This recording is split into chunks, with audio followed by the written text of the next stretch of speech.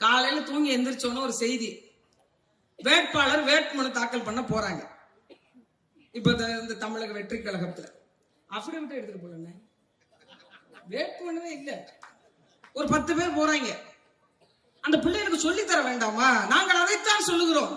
அரசியலை கற்றுக் கொடுக்காது, பிள்ளைகளுக்கு அதிகாரத்தை சொல்லித்தராது. இந்த மண்ணினுடைய வளம் வளர்ச்சி எதை நோக்கி பயணித்தது, எத்தனை ஆண்டு கால மாற்றத்துக்கு பிறகு இந்த மண்ணினுடைய வேர்கள் ஊன்றப்பட்டிருக்கிறது என்று எதையுமே கடத்தாம வேட்புமனுவே இல்லாம வேட்புமனு தாக்கல் பண்ண போனாங்க. அதிகாரி கேட்கிறாங்க, எங்க உங்க வேட்புமனு கொடுங்க. என்ன கேக்குறீங்க?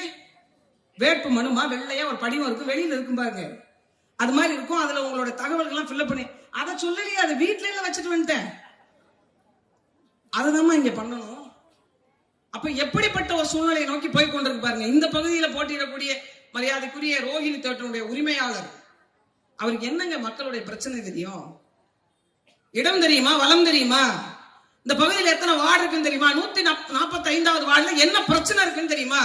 அவர் அமைச்சராக இருந்த காலகட்டத்தில் தான் இந்த பகுதியில் ஆரம்ப சுகாதார நிலையம் வந்தது, நியாய விலை கடைகள் வந்தது, பாதாள சாக்கடை திட்டம் வந்தது, குடிநீர் திட்டம் வந்தது. ஒரு 5 ஆண்டு காலகட்டத்தில் ஒரு மனிதனால் இவ்வளவு செய்ய முடியும் என்றால், வரக்கூடிய வெற்றியும் நீங்கள் கொடுத்தீர்கள் என்றால், இந்த மண்ணில் என்னவெல்லாம் நலத்திட்டங்கள் சொல்லி இருக்கிறார்களோ அத்தனையும் செய்ய முடியும். பெண்களுக்கு 1000 திட்டங்களை வகுத்து வைத்திருந்தது அண்ணா திராவிட முன்னேற்ற கழகத்தினுடைய அரசு. புரட்சி தலைவி அம்மா அவர்கள் ஏதோ சாதாரணமா கடந்துட்டு ஒரு திட்டத்தை அப்படியே குறிப்பெடுத்துட்டு போகலங்க. இந்த தாலிக்கு தங்கம் திட்டம் இருக்கு பாருங்க. நான் கூட முன்னாடி எல்லாம் நினைச்சேன், இந்த தாலிக்கு தங்கம் திட்டம் என்ன அப்படி ஒரு பெருமையான திட்டம் என்று. ஆனால் கணவனை இழந்த, கணவனால் கைவிடப்பட்ட, தனித்து வாழும் பெண்களுடைய குடும்பத்திற்கு அந்த 50,000 ரூபாயும் ஒரு பவுன் தாலியும் என்பது ஆக பெரும் நிதியாக அந்த இடத்துல இருந்தது. அந்த திட்டத்துல கைய வச்சாங்க. அந்த திட்டத்துல முதியோர் ஓய்வூதிய தொகை, எத்தனை பேருங்க இன்னைக்கு பிள்ளைகள் அம்மா அப்பாவுக்கு சோறு போடுறாங்க 60 வயசுக்கு மேல, அவர்கள் குடும்பத்தை ஓட்டுவதற்கே படாத பாடுபட்டுக் கொண்டிருக்கிறோம் என்று வருந்துகிறார்கள். அப்படி இருக்கும் பட்சத்துல அந்த முதியோர் ஓய்வூதிய தொகையை இந்த அரசு நிறுத்திச்சு. ஆம்பளை பிள்ளைங்க இருந்தா கொடுக்க மாட்டோம், ஏன்னா அவங்க இருந்து உங்களுக்கு நலத்திட்டத்தை செய்யணும். சரி, அவங்களுக்கு யாருங்க வேலை கொடுப்பா, அதை பத்தி எல்லாம் எங்களுக்கு தெரியாதுங்க, அதெல்லாம் எங்களை கேள்வி கேட்காதீங்க என்று முதியோர் ஓய்வூதிய தொகையை இந்த அரசு நிறுத்தியது. ஒவ்வொரு நிலையிலும் போராட்டம். பெண் பிள்ளைகள் எங்கேயாவது பாதுகாப்பா இருக்க முடியுதாங்க? ஒரு குற்றம் நடக்குதுங்க, இந்த இடத்தில் தண்டனை கடுமையாக்கப்படும் என்ற ஒரு பயம் காவல்துறை மீது இருக்கா? தெருவுக்கு தெரு கஞ்சா விற்கிறாங்க. பள்ளிக்கூடம் போகின்ற பிள்ளைகளுடைய பையில் கஞ்சா பொட்டலத்தை தேடுகிறது என்றால் இந்த சமுதாயம் எதை நோக்கி போய் கொண்டிருக்கிறது என்று பாருங்க. இதே இந்த பகுதியில மெயின் சாலையில ஒரு மதுக்கடை திறக்கிறாங்க, ஒரு டாஸ்மார்க் திறக்கிறாங்க. பொதுமக்கள் எல்லாம் ஒன்று சேர்ந்து போராடுறாங்க. 10 நாள் அந்த டாஸ்மார்க்கை மூடுறோம் சொன்னாங்களா இல்லையா? மூடிட்டாங்களா? பொதுமக்களுக்கு இடையூறு தருகின்ற இடத்தில் ஒரு டாஸ்மார்க் இருக்கு என்று போராடியும் கூட மூடாத இந்த அரசுக்கு நாம் மூடு விழா செய்ய வேண்டுமா வேண்டாமா? அதற்காகத்தான் அண்ணா திராவிட முன்னேற்ற கழகத்தினுடைய தலைமையிலான அரசை நிறுவ வேண்டும் என்று சொல்லுகிறோம். நீங்க சிந்திச்சு பாருங்க. தாத்தா மன்னர், அவருடைய மகன் மன்னர், அவருடைய பேரன் மன்னர், அவருடைய மகனும் இளைய மன்னராக முடிசூட்டப்படுவார். அதற்கு பேர் ஜனநாயகமா? ஒரு நாட்டு நட்டவருடைய மகன் இன்னைக்கு நாட்டு நடப்பை கவனிக்கக்கூடிய அடிப்படை விவசாய குடும்பத்திலிருந்து ஒரு தமிழனுடைய தலைமையின் கீழ் ஆட்சி அமர வேண்டும் என்பதற்காக இந்த நிலத்தில் போராடி கொண்டிருக்கக்கூடிய புரட்சி தமிழர் எடப்பாடியாருடைய ஆட்சி வேண்டுமா என்பதை நாம் தான் முடிவு செய்யணும். யார் கையில் நாம் கொடுக்க போகிறோம் என்பதை. இந்த நிலத்தின் மீது அக்கறை கொண்ட மகன். அதனால்தான் நான் இருக்கக்கூடிய டெல்டா பகுதி மாவட்டங்களை பாதுகாக்கப்பட்ட வேளாண் மண்டலமாக அறிவித்து மீத்தேன் திட்டமாவது ஈத்தேன் திட்டமாவது என்று தூக்கி போட்டவர் நமது ஐயா அவர்கள். சிந்திச்சு பார்க்கணும், நாம யாருக்கு வாக்கு செலுத்துறோம், ஏன் வாக்கு செலுத்துறோம். நம்ம பகுதியில் போட்டியிடக்கூடிய வேட்பாளருக்கு ஒண்ணும் இல்லைங்க. இப்ப எங்க அண்ணன் பேசினார், நான் வரும்போது நான் கூட அங்க தூரத்துல வரும்போது நினைச்சேன், யாரோ பேச்சாளர் பேசிக் கொண்டிருக்கிறார் என்று. உண்மையிலே அப்படிதான் நினைச்சேன், யாரோ கொள்கை பரப்பு செயலாளர் பேசிக் கொண்டிருக்கிறார் என்று நினைச்சேன். இங்க வந்த பிறகுதான் தெரியுது, அங்க பார்க்கும்போது தான் தெரியுது, இங்க சட்டமன்ற உறுப்பினர் போட்டு பேசிக் கொண்டிருக்கிறார். இவ்வளவு தெளிவாக, இவ்வளவு மக்கள் பிரச்சனை புரிந்து, இவ்வளவு ஆற்றல் வாய்ந்த ஒருத்தரை நாம் சட்டமன்றத்துக்கு அனுப்பினால்தானே நம்ம பிரச்சனையை பத்தி பேசுவாரு. நான் சொல்லலங்க, இதுக்கு காப்பி ரைட்ஸ் நான் கிடையாது. எங்க அண்ணன் ராசா சொல்றாரு, அவருக்கு மூளையே கிடையாதுங்கிறாரு. நான் ஒருபோதும் அந்த மாதிரிலாம் விமர்சனம் பண்ணதே மாட்டேன். மரியாதைக்குரிய முன்னாள் முதலமைச்சர், அதனால அவர் அப்படி சொல்லக்கூடாது. ஆனா அவர் கட்சியில் இருக்க ஒருத்தர் சொல்ற, அவருக்கு அறிவே கிடையாதுங்க. என்று ஒரு ஆடியோ வெளியாயிருக்கு, பாத்தீங்களா இல்லையா? பேசுறார், கட்சியை கைப்பற்றுவதற்கு நான் தயாராகி கொண்டிருக்கிறேன் என்று பேசுறார். கட்சியே அந்த நிலைமையில தான் இருக்கு. அவர்கள்ட்ட மீண்டும் ஆட்சியை தந்தால் என்ன மாறும்? 10 லட்சம் கோடி கடன். அதை தாண்டி தமிழக அரசு சாதித்தது என்ன? என்ன சாதிச்சது? கொரோனா காலம் 4 ஆண்டு காலம் அல்ல 2 ஆண்டு காலம் நம்ம லாக்டவுன் மாட்டிக்கிட்டோம், வெளியில வர முடியல. மீதம் இருந்த அந்த 2 ஆண்டு காலத்துல ஒரு மனிதனால் 11 மருத்துவ கல்லூரிகளை இந்த மண்ணுக்கு கொண்டு வர முடிந்தது. 65க்கும் மேற்பட்ட கலை மற்றும் அறிவியல் கல்லூரிகளை கொண்டு வர முடிந்தது. 4 வேளாண் கல்லூரிகளை கொண்டு வர முடிந்தது. 4 சட்ட கல்லூரிகளை கொண்டு வர முடிந்தது. 2 ஆண்டு காலத்தில் 40,000 கோடி செலவு செய்ய முடிந்தது. கலால் வரி, சொத்து வரி, பத்திரப்பதிவு, எந்த வருமானமும் இல்லாத காலகட்டத்தில் கூட மக்களை கண்கலங்காம பார்த்திருந்த ஒரு மனிதன். ஏனென்றால் இந்த மண்ணிற்கு சொந்தக்காரர், இந்த மண்ணை நேசித்த பெருமகன் அவர். இதனால செய்ய முடிஞ்சது. நாம என்ன சொல்ல போறோம்? இப்ப சொல்லிட்டாங்க 2.0ங்கறாங்க. 2வே தாங்கல, 2வே இன்னும் எங்களுக்கு விளங்கல. இல்ல 2.0 என்ன கன்றாவியா இருக்குமோ தெரியல. 8,000 ரூபாய்க்கு ஒரு கார்டு, ஒரு கூப்பன் தருவாங்களா? இந்த கூப்பனை எப்ப தருவாங்க தெரியுமா? 2029 பாராளுமன்ற தேர்தல் வரும் பாருங்க. ஏன்னா இப்ப கொடுத்தாங்கல்ல, இந்த 1000 ரூபாய் பணத்தை கொஞ்ச நாளா கொடுக்க முடியல. தேர்தல் வரப்போகுதுன்னு என்ன பண்ணாங்க? 3000 ரூபாய சேர்த்து போட்டாங்க. அந்த மாதிரி இந்த தேர்தல் வரைக்கும் நம்மளை கண்டுக்க மாட்டாங்க. 2029 தேர்தல் அப்ப இந்த 8,000 ரூபாய் கார்டு வரும். அதையும் அந்த போன்ல தான் சொல்றாங்க, நீங்கள் மிக்சி வாங்க வேண்டுமா, நீங்கள் கிரைண்டர் வாங்க வேண்டுமா, ஆமா அப்படிதான் சொன்னாங்க, நீங்கள் ஃப்ரிட்ஜ் வாங்க வேண்டுமா, நீங்கள் டிவி வாங்க வேண்டுமா. எனக்கு என்னமோ சத்யாவின் ஆஃபர் என்றென்றும் சூப்பர் ஒரு விளம்பரம் வருது. சத்தியமா எனக்கு அப்படிதான் தோணுச்சு. ஒரு நலத்திட்டம் எப்படிங்க அறிவிக்கணும்? ஒரு நலத்திட்டம், நான் வந்தா வேலை வாய்ப்பை கொடுப்பேன், பெண்களுக்கான வாழ்வாதாரத்தை உறுதி செய்வேன், அல்லது இப்ப பேருந்தில் இலவசம் சொல்றேன், இப்ப பெண்களுக்கு கொடுத்தது போன்று ஆண்களுக்கும். எனக்கு ஒரு கிராமப்புறத்துல இருந்து ஒரு வேலைக்கு செல்லக்கூடிய ஒரு கொத்தனார், சித்தால் வேலை பார்க்கக்கூடிய, அன்றாட கூலி வேலை பார்க்கக்கூடியவர்கள் ஒரு நாளைக்கு 15 ரூபாய், 20 ரூபாயில இருந்து 30 ரூபாய் வரைக்கும் பேருந்து கட்டணம் போகுது.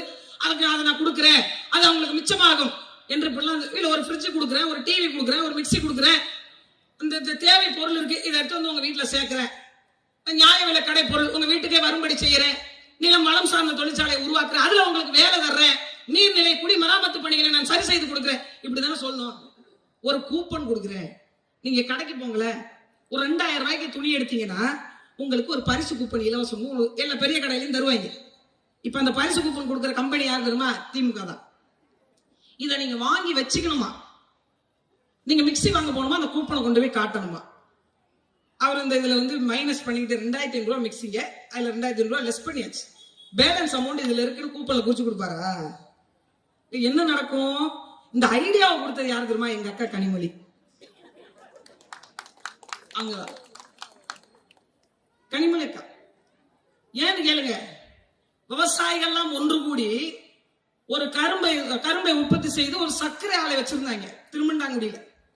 அந்த சர்க்கரை ஆலையை வெறும் 80 கோடி ரூபாய்க்கு வாங்கி சாராய ஆலையா மாத்தி வச்சிருக்காங்க அக்கா கனிமொழி. அவங்க வந்துதான் உங்களுக்கு டாஸ்மார்க்க மூட போறாங்களா? சாராயம் தயாரிக்கிறது அந்த அம்மா தான். இதை நான் சொல்லிவிட்டேன்னு என் மேல போய் கேஸ் கொடுத்தாங்க.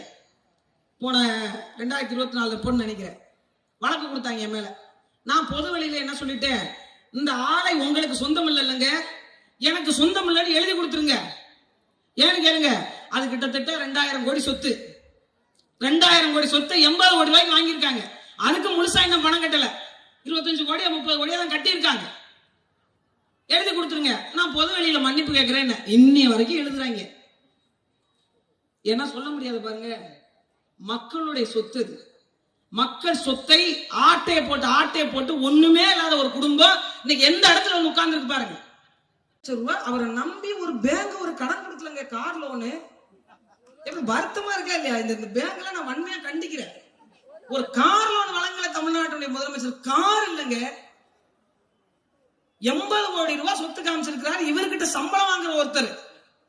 அப்ப ஓனரோட நிலைமையை பாருங்களேங்க. அது அதை விட கொடுமை. கையில காசு வச்சிருப்பாங்களே, கேஷ் இன் ஹேண்ட் சொல்லுவாங்க அது ஆங்கிலத்துல. கையில காசு 10,000 ரூபாய் தாங்க வச்சிருக்காரு. நான் சொல்லல, அவரே தேர்தல் ஆணையத்துல கணக்கு காட்டியிருக்காரு. வெறும் 10,000 ரூபாய் தான் வச்சிருக்காரு. கேஷ் அட் பேங்க் இருக்கு பாருங்க, பேங்க் 40,000 ரூபாய் வச்சிருக்காரு. மொத்தமாவே அவர் வச்சிருக்க பணம் 50,000 ரூபாய் தாங்க. 50,000 ரூபாய் தான். எப்படின்னா அடிச்ச கைப்பிள்ளைக்கே எப்படின்னா அடி வாங்கினவனுக்கு எப்படி இருக்குன்ற மாதிரி, சம்பளம் வாங்குறவர்கிட்ட 800 கோடினா சம்பளம் கொடுக்கறவர்கிட்ட எவ்வளவு இருக்கணும். ஆனா கணக்கு காட்டுறாங்க பாருங்க. எங்கள்கிட்ட கார் இல்ல, வடிவேல் பாக்கெட்ல கையை விட்டு இப்படி பண்ணுவாருங்களா? எங்களெல்லாம் பார்த்தா உங்களுக்கு எப்படி தெரியுது? 2 வயசுல கார் குத்துனது. இங்க உட்கார்ந்து இருக்கிறவங்களுக்கு அப்பப்ப குத்தி இப்படி எப்படி 30-40 வருஷத்துக்கு மேல இருக்கும். இன்னும் நீங்க சொல்லுவதை நாங்கள் நம்பிக்கொண்டே உட்கார்ந்துருப்போம்.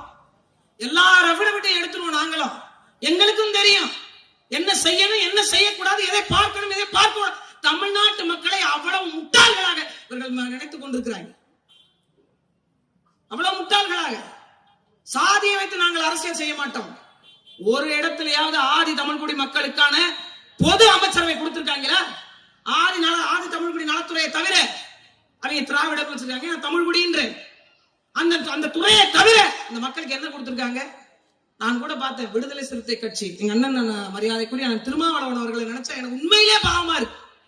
உண்மையிலே 2001ல 8 சீட்டுங்க, 25 வருஷத்துக்கு பிறகு இப்பயும் 8 சீட்டு.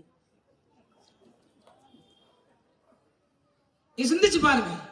2001ல 8 சீட்டு, 2026ல 8 சீட்டு. 25 ஆண்டுகளாக அதே நிலைமையில் அந்த மக்களை வைத்திருக்கிறாங்க. காரணம் என்ன? அவன் வளர்ந்து விட்டால், கேள்வி கேட்டு விட்டால் அதிகாரத்தை நோக்கி புறப்பட்டு விடுவான் என்று. இன்னைக்கு திமுகவினுடைய குடும்பம் உட்கார்ந்து இருப்பதற்கான காரணம் சத்தியவாணி முத்து என்ற ஒரு மாபெரும் மனிதி. ஒரு பெண் எவ்வளவு வெறி கொண்டு பாய்ச்சலாக பாய முடியும் என்று வாழ்ந்து காட்டியவர் சமகாலத்தில் புரட்சி தலைவி அம்மா அவர்கள். நிறைய நேரம் நான் வந்து போயிருக்கேங்க. பொம்பளை பிள்ளையா பிறந்திருக்கவே கூடாதுன்னு, அதுவும் பிறந்துட்டாலும் அரசியலுக்கு வரக்கூடாது, பொதுவெளிக்கு வரக்கூடாது. பல ஏச்சுக்கள், பேச்சுக்கள், விமர்சனங்கள், அவதூறுகள் இதெல்லாம் நடக்கணும். ஏன் சட்டமன்றத்தில் விட்டுக்கிட்டு இவர்கள்லாம் பெண்களுக்கான உரிமை பேசுறாங்க. சட்டமன்றத்தில் விட்டுக்கிட்டு ஒரு பெண் என்றும் பாராமல் அவள் தலைமுடியை பிடித்து இழுத்து சேலையை உருவன கூட்டமா இல்லையா? இது இல்லையா? ஒரு கங்கணத்தை வைத்தார், அதுதான் பெண்களுக்கான தனித்துவம், ஆளுமை. அவள் காளியின் வடிவமாக நின்று சொன்னால் ஒரு வார்த்தை, இந்த சட்டமன்றத்தில் நான் வந்தால் முதலமைச்சராகத்தான் வருவேன். அதே போன்று வந்து காட்டினார். பல நேரங்களில் நான் மாற்று கட்சியில் இருந்த போது சரிதான், பல நேரங்களில் எனக்கான பலமாக அந்த பெண்மையை நான் நினைத்து பார்க்காத நாள் கிடையாது. அரசியலை கடந்தும் நேசித்த ஒரு பெருமகளாக புரட்சி தலைவி அம்மா அவர்கள் பல பேருக்கு எடுத்துக்காட்டாக இருந்திருக்கிறார். பெண்களுடைய வலிமையை கிராமப்புற அரசியல் இருந்து மேம்படுத்தி கொண்டு வந்தார். 10,000 பள்ளிக்கூடங்களை இழுத்து மூடி இருக்கிறது இந்த திராவிட முன்னேற்ற கழகத்தின் அரசு. ஆனா ஒரு டாஸ்மாக் கடை கூட மூடலங்க. சின்ன பிள்ளைங்க பார்க்கவே பரிதாபமா இருக்கு. 13 வயது, 14 வயது, 15 வயது பிள்ளைகள் குற்றச்சம்பவங்களை ஈடுபட்டு உட்கார்ந்துருக்கான். கேட்டா கஞ்சா போதேங்கிற. தெரு வெத்தலவாக்கு கடை இருக்கிற மாதிரி தெரு கஞ்சா விற்பனை நடக்குது. இதே சென்னையில ஒரு பெரிய ஹோட்டல்ல, நீங்க நம்ம நினைக்கிற மாதிரி இல்ல, மெத்தபெட்டமைன் ஒண்ணு விக்கிறாங்க. கல்கண்டு மாதிரி இருக்குங்க. அது அந்த பார்ட்டி நடக்குது, போதை பொருளுக்கான பார்ட்டி நடக்குது. இந்த கொடுத்தது யாரு அப்படின்னு கண்டுபிடிச்சு பாத்தீங்கன்னா திமுகவுடைய கவுன்சிலர். கள்ளக்குறிச்சி மரணம் சாராயம் வித்தது யாரு? திமுகவுடைய கவுன்சிலர். மரக்காணத்துல கள்ள சாராயம் வித்தது யாரு? திமுகவுடைய கவுன்சிலர். மக்கள் அணுக முடியாத ஒரு மனிதர் எப்படிங்க மக்கள் தலைவராக இருக்க முடியும்? இன்னைக்கு நீங்க போய் ஐயா எடப்பாடியார பார்த்துடலாம், எதிர்கட்சியாவே இருந்தாலும் ஐயா ஸ்டாலினை போய் கூட பார்த்துடலாம். ஆனால் மரியாதைக்குரிய விஜய் அவர்களை பார்க்கவே முடியாதுங்க. மக்கள் அணுகவே முடியாத ஒருத்தர் எப்படி மக்கள் தலைவராக இருக்க முடியும்? உங்கள் பிரச்சனைகளை புரிந்து கொள்ளாத ஒருத்தர். நான் மீண்டும் சொல்றேங்க, நான் தெளிவா சொல்றேன் பாருங்க. என் வீட்டிற்கு ஒரு வேலை செய்ய வர்றாரு. நல்ல வேலை செய்யறாங்க, நல்ல வீட்டை கவனிச்சுக்கிறாங்க, பாத்துக்கிறாங்க, போறாங்க. நான் சம்பளம் தர்றேன். சம்பளத்தை வாங்கி கொண்டு ஒரு 5 ஆண்டு காலம் 6 ஆண்டு காலம் அவர் நல்ல வேலை பார்க்கிறாங்க. வீட்டுல ஒருத்தராவே மாறிட்டார். அதுக்காக என் வீட்டை அவர் எழுதி வைத்து விட முடியுமா? என் வாரிசாக நான் சொல்லிவிட முடியுமா? என் கஷ்ட நஷ்டத்தில் பங்கெடுத்த என் பிள்ளைகள், என் அண்ணன் தம்பி, என் அப்பா அம்மாவிற்கு தானே என் சொத்தும் சொந்தம். நான் செத்து விழுந்து மடிந்தால் 15 நாள் காரியத்தில் என் வீட்டார் தானே அமர்ந்திருப்பார். எவ்வளவுதான் நான் தூக்கி தூக்கி படியில் வைத்திருந்தாலும் அவருக்கு 1 மணி நேர இரங்கல் மட்டும் தானே என்றால் நீங்கள் மக்களுக்கானவர் யார் என்று பார்க்க வேண்டும். சிந்திக்க வேண்டும். இளைஞர் பெருங்கூட்டம் எதற்காக இந்த அதிகாரம் என்பதை பார்க்க வேண்டும். வெறும் வாக்கை பிரித்து விட்டு போவதல்ல அரசியல். எளிய மக்களுக்கான அதிகாரத்தை நிறுவுவதற்கு பேர் தான் அரசியல். அந்த அதிகாரத்தை நிறுவுவதற்காகத்தான் இந்த ஏற்கனவே நாம் செலுத்திக் கொண்டிருக்கக்கூடிய மீது செலுத்திக் கொண்டிருக்கக்கூடிய ஆதிக்கத்தை வேறறுக்கத்தான் திராவிட முன்னேற்ற கழகத்தை தூக்கி எறிய வேண்டும் என்று சொல்லுகிறோம். நீங்க ஒரு அமைச்சர்கிட்ட போய் பேச முடியலங்க. பேருந்துல இலவசம் நாம கேட்கல, முதல்ல அவங்கதான் கொடுத்தாங்க. ஆனா அந்த அமைச்சர் வந்து என்ன பேசுறாரு? எப்படி போறீங்க? ஓசி பஸ்ல போறீங்களாங்கிறாரு. உண்மையிலேயே ஓசியில போற யார் தெரியுமா? அவருதான். அவர் போற வண்டி நம்ம பணம். அவருக்கு பிஏ அலவன்ஸ் கொடுக்குறாங்களா அது நம்ம பணம். அவருக்கு டிஏ அலவன்ஸ் கொடுக்குறாங்களா அது நம்ம பணம். அவருக்கு ஓட்டுநர் கொடுக்குறாங்களா அது நம்ம காசு. அவருக்கு படி செலவு கொடுக்குறாங்களா அது நம்ம காசு. அவருக்கு சட்டமன்ற உறுப்பினரா இல்லைனாலும் பென்ஷன் வாங்குறாரு அதுவும் நம்ம காசு. மொத்தமாவே அவர் தான் ஓசி. நம்மள கேட்கிறாரு ஓசி. நமக்கு அந்த கோபம் வர வேண்டாமா? 1000 ரூபாய் என்பது நான் கொடுக்கின்ற வரி பணத்திலிருந்து எனக்கு திருப்ப கொடுப்பது. ஆனா அவர் என்ன சொன்னா தெரியுமா? உங்களுக்கு 1000, உங்க பொண்ணுக்கு 1000, நீங்க 1000 ரூபாய் வாங்கி செல்போன்ல ரீசார்ஜ் செய்து கொண்டு போர்வை எடுத்து கொண்டு போய் பேசிக் கொண்டிருங்கன்னு ஒரு அமைச்சர் பேசினார். தமிழ்நாட்டில் இருக்க ஒட்டுமொத்த பெண்களுக்கும் கோபம் வந்திருக்கணும். ராமநாதபுரம் மாவட்டத்தில் பாசி எடுக்க போன ஒரு பெண்ங்க, பாசி எடுக்க போன ஒரு பெண் 6 பேரால பாலியல் வன்கொடுமைக்கு ஆளாக்கப்பட்டு தலையில கல்ல தூக்கி கொலை செய்யப்பட்டார். இந்த வழக்கை எடுப்பதற்கு யோசிக்குதுங்க ஆளு வர்க்கம். ஒரு குழந்தை மீதான பாலியல் வன்கொடுமை வழக்கை இவங்க எடுக்கல. வழக்கு உயர்நீதிமன்றம் போகுது. ஒரு அரசு என்ன செய்யணும்? இந்த வழக்கை எடுத்து நடத்துங்க. குற்றவாளி யாராக இருந்தாலும் தண்டிக்கப்பட வேண்டும் என்று சொல்லணுமா இல்லையா? உயர்நீதிமன்றத்துக்கு போய் இந்த வழக்கை விசாரிக்காதீங்க என்று சொன்னது திராவிட முன்னேற்ற கழகத்தினுடைய அரசு. எதற்கெல்லாம் நீதிமன்றம் போறாங்க பாருங்க. அப்ப இங்க என்னவாக நம்மளுடைய மக்களுடைய பிரச்சனை பார்க்கப்படுகிறது? நம் பொருளாதாரத்தின் மீது அக்கறை இல்ல, நம்மளுடைய வாழ்வியல் குறித்து அக்கறை இல்ல, நம் வளம் குறித்து அக்கறை இல்ல, இயற்கை நலன் குறித்து அக்கறை இல்ல. ஆனால் இந்த மண்ணை ஆள துடிக்கிறார்கள். நான் அதிமுகவிற்கு வந்து பேசுகின்ற முதல் மேடை இது. இந்த இடத்தில் நான் சொல்லுகிறேன், உறுதியாக சொல்லுகிறேன், வருகின்ற ஆட்சி அண்ணா திராவிட முன்னேற்ற கழகத்தின் ஆட்சிதான்.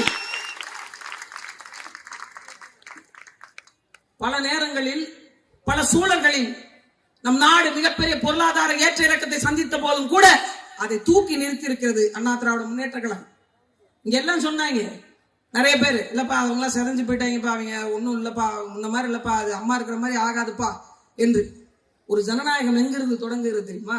ஒரு கட்சியினுடைய அடிப்படை உறுப்பினர் இருந்து ஒருவன் தொடங்கி வந்து ஆட்சி அதிகாரத்தை அமர்கிறானோ அங்குதான் ஜனநாயகம் வலுப்பெறுகிறது. அப்படி அமர்ந்திருக்கிற வலு அண்ணா திராவிட முன்னேற்ற கழகத்தின் வலு. நான் மீண்டும் சொல்றேன், நீங்க பெண் உரிமை பேசக்கூடிய திராவிட முன்னேற்ற கழகம் அக்கா கனிமொழி அவர்களை கட்சியினுடைய தலைவராக முதலமைச்சர் கேண்டிடேட்டாக அறிவிக்க முடியுமா?